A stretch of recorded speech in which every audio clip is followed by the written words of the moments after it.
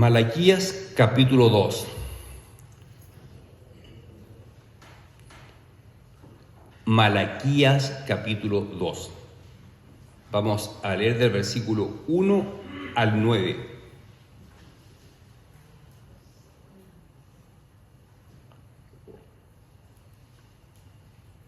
Malaquías 2, del 1 al 9.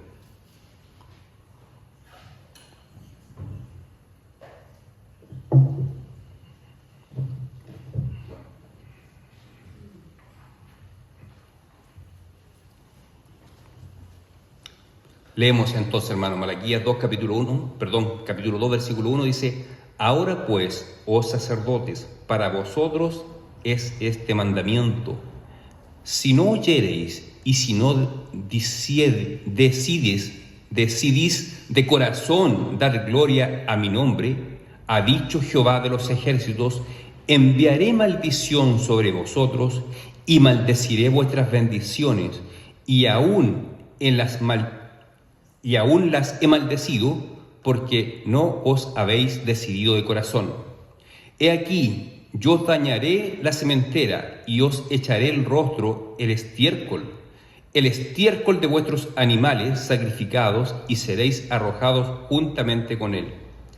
Y sabréis que yo os envié este mandamiento para que fuese mi pacto con Leví, ha dicho Jehová de los ejércitos.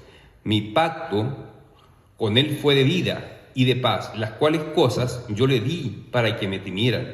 Y tuvo temor de mí y delante de mi nombre, y estuvo humillado. La ley de verdad estuvo en su boca, e iniquidad no fue hallada en sus labios. En paz y en justicia anduvo conmigo, y a muchos hizo apartar de la iniquidad. Porque los labios del sacerdote han de guardar la sabiduría, y de su boca el pueblo buscará la ley. Porque mensajeros de Jehová de los ejércitos.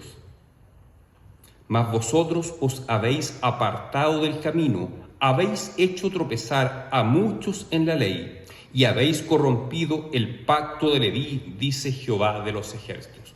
Oremos. Señor Dios Todopoderoso, aquí estamos ante ti, tal cual como somos, con nuestros pecados, con nuestras debilidades, con nuestros problemas de carácter. Nos presentamos ante ti y rogamos tu bendición, la iluminación de tu Espíritu, y queremos que tu palabra nos hable en esta mañana, en este culto. Te lo pido en el nombre de nuestro Señor Jesucristo. Amén. Hermanos, yo sé que todos ustedes se han encontrado con personas que dicen ser cristianas, y usted le pregunta: ¿y en qué iglesia se congrega usted? Él dice: no, en ninguna. Yo soy cristiano, pero no necesito de la iglesia. Eso es muy común, hermanos. De repente uno conversa con personas que le dicen: sí, yo asistí a tal iglesia, y uno le pregunta: ¿está asistiendo? No. ¿Y por qué se alejó usted del Señor? Y dicen: no, yo no me he alejado de Dios, solamente me alejé de la iglesia. Pregunta: ¿es posible que un verdadero cristiano no se congregue? La respuesta bíblica es evidente: no es posible. No existen verdaderos cristianos sin pertenecer a una iglesia, a una congregación. Es un mandato del Señor no dejar de congregarse, porque no existe el cristiano individual. El Señor tiene un cuerpo, que es la iglesia, que es una comunión de creyentes.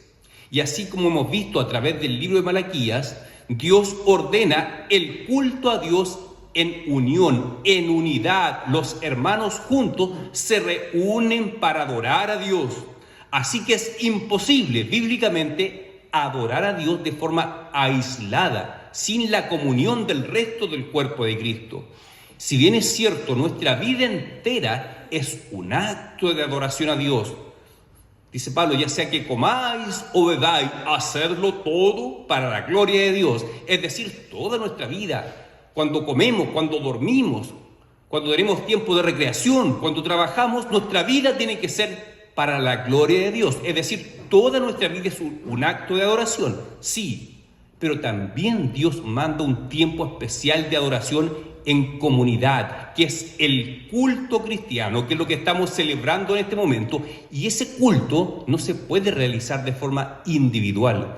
Así que una marca de un cristiano verdadero es que pertenece a una comunidad cristiana, no se aísla, sino que reconoce que él es un miembro más del cuerpo de Cristo. Y acá el profeta Malaquías es usado por Dios justamente para cuestionar al pueblo por la forma como estaban desarrollando este culto, el culto que se desarrolla en comunidad. Ya dijimos que parte el profeta recordando el amor de Dios por el pueblo, y luego hay severas advertencias, particularmente a los sacerdotes, que eran los encargados de instruir a la nación en el culto, enseñarle cómo celebrar el culto. Hay fuertes represiones contra los sacerdotes. Estaban presentando animales defectuosos, enfermos, no estaban presentando lo mejor para Dios. Y dijimos que eso aplica para nosotros, que un verdadero culto implica entregar lo mejor de nuestra vida para Dios. Y la única forma de comprender por qué tenemos que entregar lo mejor a Dios es comprender cuán grande es Dios, qué enorme es la grandeza de Dios. Cuando nosotros comprendemos cuán grande es nuestro Dios, entonces estaremos dispuestos a entregar lo mejor de nuestras vidas para Dios. Y eso incluye nuestro tiempo, incluye nuestros recursos económicos, incluye todo. Y así llegamos al capítulo 2, que parte nuevamente con un llamado de atención a quienes, a los sacerdotes, a quienes había designado Dios la responsabilidad de dirigir el culto al Señor. Dice: ahora pues, oh sacerdotes, para vosotros es este mandamiento. Y en este mandamiento hay 3 fuertes advertencias a los sacerdotes. Primero dice: si no oyeres y si no decidís de corazón dar gloria a mi nombre, ha dicho Jehová de los ejércitos. Y aquí viene la advertencia: enviaré maldición sobre vosotros. Primero le dice a los sacerdotes: si no oyeres y no decidís de corazón. El oír como mandamiento bíblico no implica solamente cuando escuchamos una voz que nos hable en nuestro oído. Ese es un aspecto del oír. Pero hay otro aspecto del oír, es que obedecer lo que Dios nos está mandando. Si una persona escucha la palabra de Dios, por más que escuche con atención, si esa persona no pone en práctica el mandato de Dios, es como si nunca hubiese oído. Por eso dice el mandamiento: si no oyeres. Como dice Santiago en su carta, no podemos ser solamente oidores de la palabra, sino que hacedores de la palabra. Hermanos, si tú has estado toda la vida en la iglesia, has escuchado las escrituras durante toda tu vida, pero si tú no las pones por práctica, es lo mismo que jamás hubieses oído. Por eso hay parte de la advertencia: si no oyeres, si no están dispuestos a cambiar de actitud, es decir, si ustedes como sacerdotes no están dispuestos a hacer un cambio, dejen de presentar animales enfermos en sacrificio, sino que escojan lo mejor de los animales para Dios, entonces serán personas que están realmente oyendo la advertencia, el mandamiento de Dios. Si no, enviaré maldición a vosotros. Una vez yo escuché decir un predicador que decía: Dios nunca maldice a nadie. Bueno, aquí hay una advertencia a los sacerdotes: si no me haces caso, yo enviaré maldición a ustedes y transformaré tus bendiciones en maldición. Recuerden, cuando estudiamos los atributos de Dios, uno de los atributos de Dios es la ira de Dios.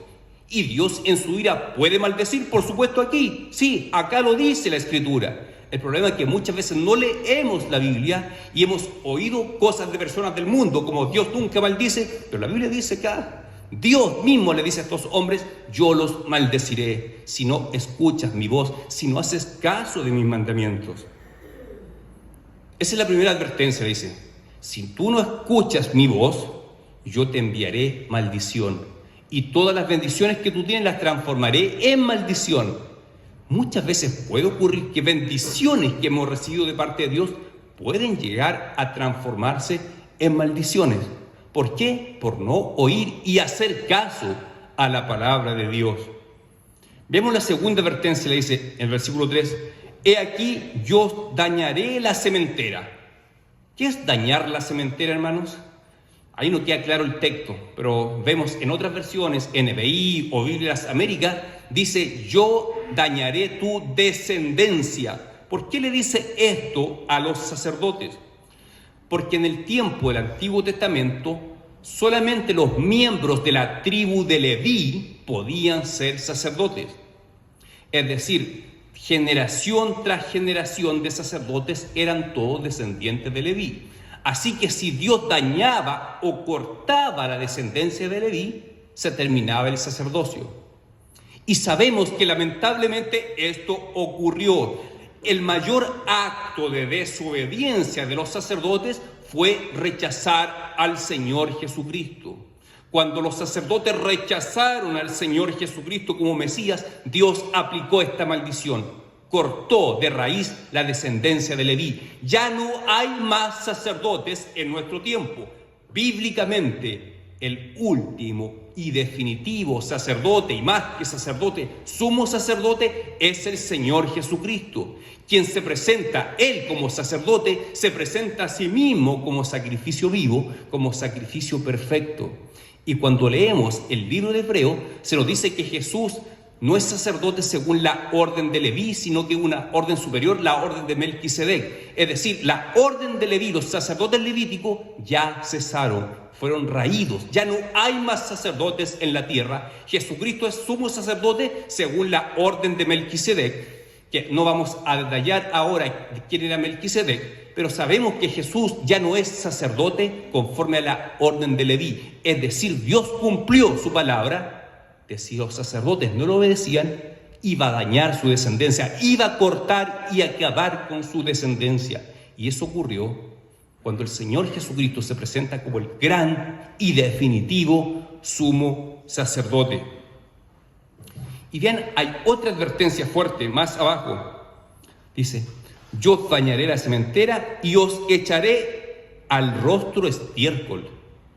Cuando los sacerdotes sacrificaban los animales, los abrían, les sacaban sus tripas, obviamente salía el estiércol de los animales. Y Dios dice, si ustedes sacerdotes no me hacen caso, ese estiércol se los voy a arrojar sobre su cara. Así habla Dios, así Dios le está hablando a este pueblo, particularmente a los sacerdotes. Dios muchas veces habla con ternura, sí, pero muchas veces Dios también habla de forma fuerte, muy fuerte. Y eso es por la enorme responsabilidad que tenían los sacerdotes. Los sacerdotes estaban fallando y la responsabilidad de ellos era enorme, era dirigir el culto a Dios. Bueno, y hoy en día, ¿quiénes tienen la responsabilidad de dirigir el culto? Fundamentalmente los pastores. Así que el ser pastor es una responsabilidad gigante delante de Dios. Lamentablemente, en los últimos años, los últimos siglos en realidad, cualquier persona que pretende ser pastor se autodenomina pastor, sin tomar en cuenta la enorme responsabilidad que eso conlleva delante de Dios, sabiendo que el día del juicio los pastores tendrán que dar cuenta por las personas que estaban bajo su cuidado. Cuando un hombre se le ocurre nomás ser pastor, sin ningún tipo de preparación, sin ser analizado por una congregación, sin ser examinado, sin ser supervisado por un consejo o por hermanos, hay pastores que nadie controla lo que hacen lo que quieren en su iglesia. Es una responsabilidad terrible, tan terrible que se ve en el juicio de Dios. Dice, yo les arrojaré estiércol en su cara a ustedes, sacerdotes, porque no han cumplido correctamente su labor. Imagínense el juicio para un pastor que no cumple bien con su labor, con su trabajo. Miren cómo continúa después el versículo 4. Y sabréis que yo os envié este mandamiento para que fuese mi pacto con Leví. ¿Por qué habla acá Dios de un pacto con Leví? Hay que trasladarse al libro de Éxodo. En el libro de Éxodo, Dios hace un pacto con Aarón. ¿Quién es Aarón? El hermano de Moisés. Ambos de la tribu de Leví. Y Dios le dice a Aarón, tus descendientes me servirán como sacerdotes en el templo. Es decir, el pacto que Dios hace es que el llamado al sacerdocio será exclusivo para los miembros de la tribu de Leví. Y dice, y tuve temor, es decir, hablando de Leví, como los primeros levitas, los primeros sacerdotes tuvieron temor de mí. O sea, Dios mismo está resaltando que los primeros sacerdotes fueron hombres que tuvieron temor de Dios, que sentían un profundo sentido de reverencia y de respeto por Dios, por el trabajo que Dios les había encomendado. Ahora uno se pregunta, ¿y qué pasa cuando un joven quiere ser pastor? ¿Se ve este temor?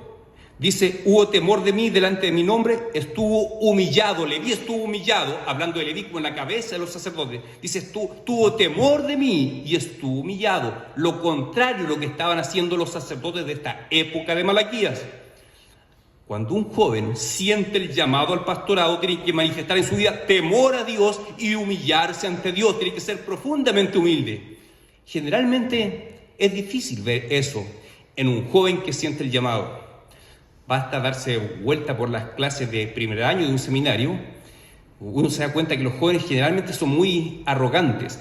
Quieren mostrar a los demás cuánto saben. Hacen preguntas como para lucirse lo que ellos saben, que quieren demostrar que saben más que sus compañeros, más que el profesor, más que no sé qué. Ellos quieren resaltar. Y es todo lo contrario de lo que dice Dios. Tiene que estar humillado delante de mí, manifestar temor de Dios y humillarse ante de mí. Lo mismo cuando un hermano tiene la responsabilidad de subir acá o hacer un devocional o dar una clase, es normal, es sano que el hermano esté nervioso, porque si está nervioso significa que tiene conciencia de que su responsabilidad es enorme, es gigante. Va a tener que dar cuenta delante de Dios por lo que está enseñando acá adelante. Así que, hermano, si tú estás nervioso cuando tienes una responsabilidad, eso es sano, porque eso te hace buscar más a Dios, manifestar temor a Dios y humillarte delante de Dios. Si a ti te piden hacer un devocional o dirigir el culto, cualquier actividad en la iglesia, y tú lo tomas trivialmente y no sientes ninguna preocupación ni ningún nerviosismo, es extraño. Probablemente no estás considerando lo enorme de la responsabilidad que te ha sido encomendada.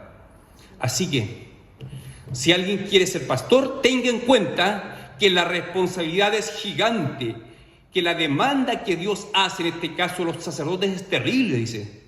Yo los voy a maldecir, les tiraré estiércol en su cara por no haber oído y obedecido mi voz. Lo que Dios espera, como los primeros levitas, que sean humildes, que se humillen delante de Él y manifiesten temor a Dios en su vida. Como ya dije, Dios hizo un pacto con los levitas. Solamente ustedes, los levitas, serán mis servidores, mis sacerdotes. No quiere decir que los demás hombres o mujeres de otras tribus no podían servir a Dios. Claro que podían servir a Dios, pero el rol, en el cargo, en el oficio de sacerdote, solamente los levitas. El versículo 6 dice, la ley de verdad estuvo en su boca. Es decir, hablando de los primeros levitas, los primeros sacerdotes, la ley estuvo en su boca. Cada vez que en el Antiguo Testamento aparece la expresión ley de Jehová o la ley de Dios, se refiere a las Escrituras. Es decir, en estos primeros sacerdotes, la Escritura, la palabra estuvo en su boca, abundaba en ellos. De hecho, el ejemplo más claro lo vemos en el libro del profeta Nehemías. Ahí observamos a un sacerdote llamado Esdras. ¿Qué es lo que hizo Esdras? Reunió al pueblo en la plaza, subió a una tarima, algo parecido a lo que hacemos acá, y leyó y explicó las Escrituras, y el pueblo se conmovió, fue tocado por Dios. Así como lo que hizo Esdras de comunicar la palabra, esa misma responsabilidad la tiene hoy en día todo pastor y cualquier persona que tenga la oportunidad de predicar o de enseñar en la iglesia. Su deber es leer las Escrituras y exponer las Escrituras al pueblo. No es hablar de nosotros mismos, de nuestro testimonio, no. El modelo es dado por Esdras, leer y explicar las Escrituras. Esa es la responsabilidad de un pastor y de un predicador. No es más que eso, hermano. No es más que eso, pero es una responsabilidad gigante. requiere mucho estudio, mucha preparación y ver cómo Dios nos guía para tratar de que los hermanos encuentren una aplicación práctica a su vida. No solamente explicar las Escrituras, sino que explicarlo de tal forma que los hermanos puedan encontrar aplicaciones prácticas para su vida. Obviamente el sacerdote, o en este caso el pastor, exhorta al pueblo, expone las Escrituras para animar al pueblo y también para corregir al pueblo y también para espantar a los lobos que llegan silenciosamente, calladamente, quietito, se meten lobos al rebaño. Por lo tanto, el pastor también tiene que, por medio de la exposición de las Escrituras, alejar, ahuyentar a los lobos, aquellos que quieren hacerle daño al pueblo de Dios. Así que el pastor tiene que, por medio de la exposición de la palabra, instruir a la iglesia, animar a la iglesia, levantar a la iglesia, corregir, llamar la atención a la iglesia y también ahuyentar a los lobos que quieren en realidad arrebatar y comer a las ovejas. Todo eso es responsabilidad de un pastor, y toda esta era también responsabilidad de los sacerdotes de aquella época. Por eso es tan fuerte la reprensión de Dios contra los sacerdotes que habían corrompido el culto al Dios verdadero. Dice el versículo 8, mas vosotros os habéis pervertido el camino. Es decir, estos sacerdotes no habían cumplido su rol de guiar, de instruir al pueblo a presentar de forma correcta el culto. ¿Cuál es la forma correcta de presentar el culto? En este caso, el Antiguo Testamento todo estaba escrito en la ley de Moisés. Cómo tenían que ser presentados los animales, cómo tenía que ser realizado el sacrificio, estaba todo en la palabra de Dios. Así también en nuestro culto, hoy en día, está todo estipulado en las Escrituras. En el culto reformado hablamos que existe algo que regula el culto reformado, que se llama principio regulador del culto. Esto significa, ¿qué significa el principio regulador del culto? Que todo lo que hacemos en el culto tiene que estar mandatado en la palabra de Dios. Si algo no aparece mandatado en la palabra de Dios, no lo consideramos parte del culto. Aquí hay una diferencia de visión entre los reformadores, entre Lutero y Calvino. Lutero decía, todo lo que la Biblia no prohíbe, se puede hacer. Calvino decía, en el culto podemos hacer solamente lo que la Biblia manda. Por eso, hoy en día, en las iglesias luteranas, ustedes van a ver un crucifijo con un Cristo colgando, agonizando. Nosotros decimos, eso no está en las Escrituras, por lo tanto, no lo hacemos. Ahí hay una diferencia entre culto reformado y culto luterano. El luterano va a decir, todo lo que la Biblia no prohíbe, lo podemos hacer en el culto. El reformado va a decir, no. En el culto es para hacer solamente lo que la palabra de Dios manda hacer. ¿Qué es lo que la palabra manda hacer en el culto? Lo que mencioné recién, leer y explicar las Escrituras. Orar, por supuesto que está instituido en la palabra de Dios, la oración, el ofrendar, el entonar alabanza, esos son los elementos del culto. Exposición de las Escrituras, oraciones, alabanzas, ofrendas y los sacramentos, obviamente, el bautismo y cena del Señor. Eso es lo que permite el culto reformado, lo que está instituido en la palabra de Dios. Lamentablemente en nuestros tiempos se ven en muchos cultos evangélicos en general muchos elementos que no son instituidos en la palabra de Dios.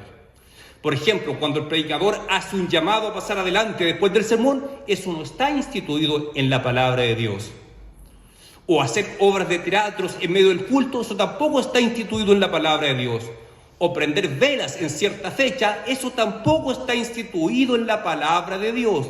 Por lo tanto, nosotros tenemos que ver de acuerdo a las Escrituras, comparar nuestro culto, si es lo que hacemos está o no instituido en la palabra de Dios. Si no está instituido en la palabra de Dios, quiere decir que estamos ofreciendo un culto no conforme a las Escrituras. ¿Qué es lo que le reprende acá a Dios a estos sacerdotes? Ustedes no están presentando el culto como yo quiero. Yo aborrezco su culto, les dice Dios. Ustedes no están haciendo caso a lo que yo les he mandado. Por lo tanto, tenemos que continuamente examinarlos. En eso consiste la frase iglesia reformada, siempre reformada, que la iglesia constantemente está examinándose de acuerdo a las Escrituras. Si hay algo que no esté de acuerdo a las Escrituras, tiene que ser eliminado. Eso es el principio regulador del culto reformado. Solamente se hace en el culto lo que está instituido, mandado en la palabra de Dios. Si no lo hacemos, significa que estamos presentando a Dios un culto que para Él no le agrada, porque el culto que le agrada a Dios está expresado con claridad en su palabra. Ahora, partí diciendo, hermano, que no existe un cristiano verdadero sin iglesia. Cuando alguien le dice, yo soy cristiano, pero yo no necesito de la iglesia, no le crean, no es verdad. Una vez escuché a una persona decir, yo soy cristiano, yo me alejé de Dios, me alejé de la iglesia, pero no de Dios.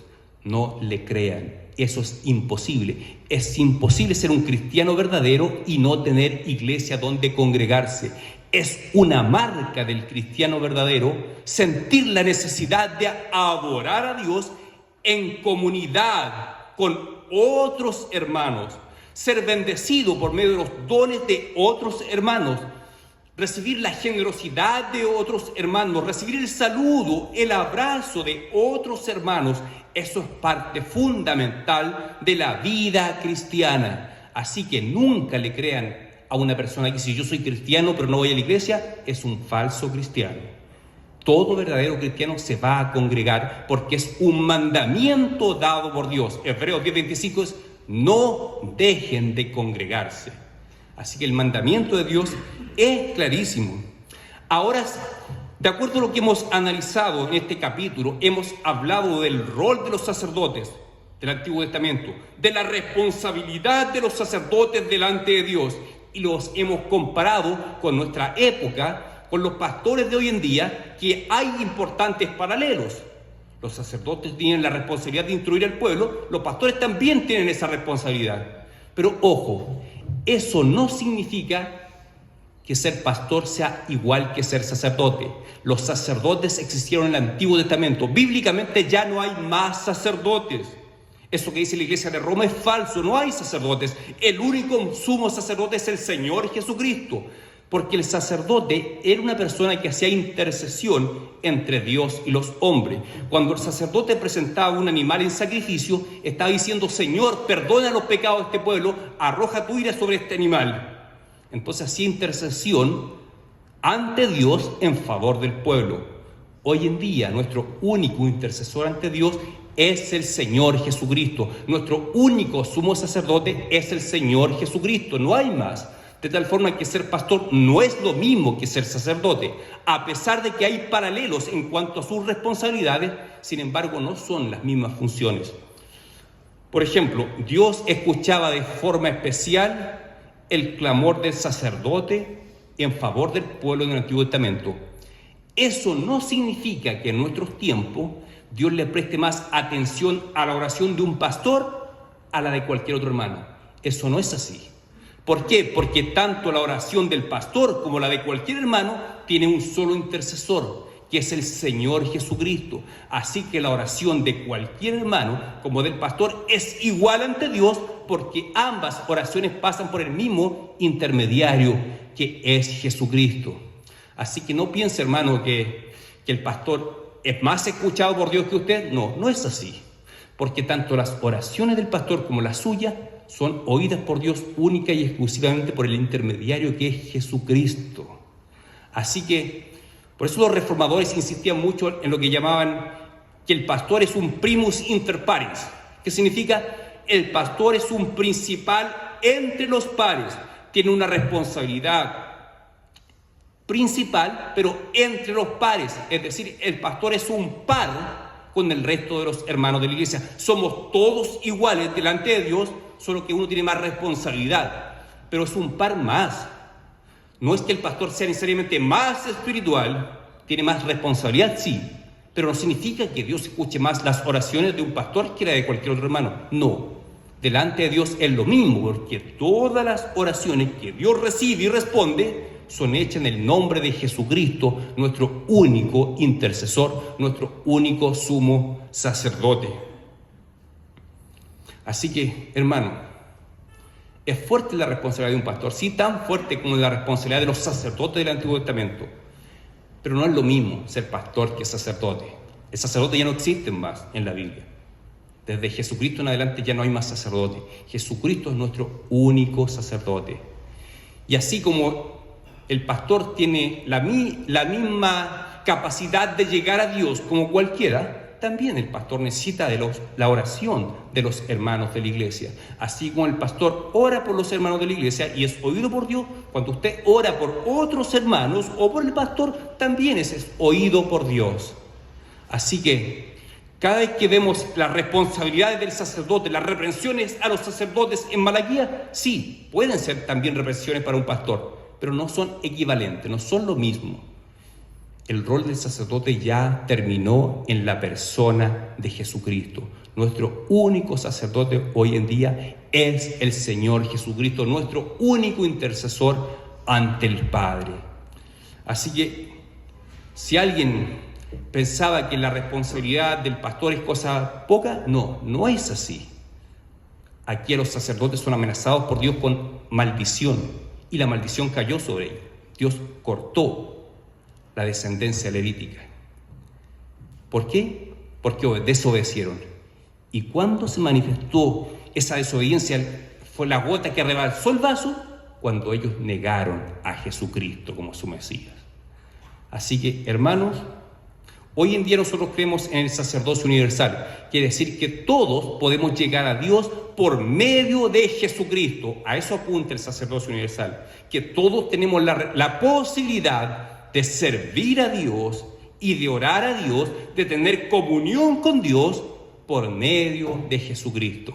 Así que si en este momento hay alguien que pueda reconocer que no tiene una comunión con Dios, de repente hay personas que en la iglesia que dicen: yo creo que Dios no me escucha, o yo nunca he tenido la certeza de que Dios haya respondido mis oraciones, pues la falla está en que todavía no has entregado tu vida a Jesucristo. Porque si tú entregaste tu vida a Jesucristo, Dios ya te ve como un justo y escucha tus oraciones. Dice el salmista: claman los justos y Jehová los oye. Y qué importante es clamar juntos en armonía como pueblo en medio del culto cristiano. Tenemos muchas actividades en nuestra iglesia que son todas válidas, pero no son el culto. La escuela dominical no es el culto. La reunión de los departamentos no es el culto. La reunión de oración y estudio bíblico no es el culto. El culto es que celebramos cada día domingo, como lo celebró la iglesia primitiva, el primer día de la semana. Incluye todos esos elementos: oraciones, exposición de la palabra, adoración, sacramentos y ofrendas. Todos esos son los elementos del culto cristiano. Así que es válido examinarnos a nosotros mismos como iglesia. Nuestro culto ¿hace todo lo que manda las Escrituras? Si detectamos que hay algo que no, tenemos que hacer algo al respecto. Pero que el Señor nos ayude a ser fieles en nuestro culto. Que el culto que le ofrecemos a Dios pueda cumplir los requisitos estipulados en la palabra de Dios. Que Dios les bendiga, queridos hermanos. Dejamos hasta ahí el sermón. Vamos a orar ahora. Señor, te ruego que tú bendigas a este pueblo acá reunido en obediencia a tu mandato, de congregarse, de reunirse y de adorar en comunión, en comunidad. Y elevamos nuestro clamor como comunidad, como iglesia, todos reunidos. Como iglesia sabemos que tenemos defectos, tenemos problemas, tenemos virtudes también, pero rogamos tu gracia y tu misericordia. Te damos gracias también por tantas bendiciones que tú nos has dado como iglesia, y creemos que seguirás bendiciendo esta iglesia, y te rogamos también tu misericordia para darnos discernimiento, para entender las cosas que no estamos haciendo bien. Ayúdanos tú, Señor, a poner atención y a corregir las cosas que a ti no te agradan, porque queremos ser un pueblo agradecido, un pueblo que te adora como tú quieres ser adorado, Padre. Te lo pedimos en el nombre de nuestro Señor Jesucristo. Amén.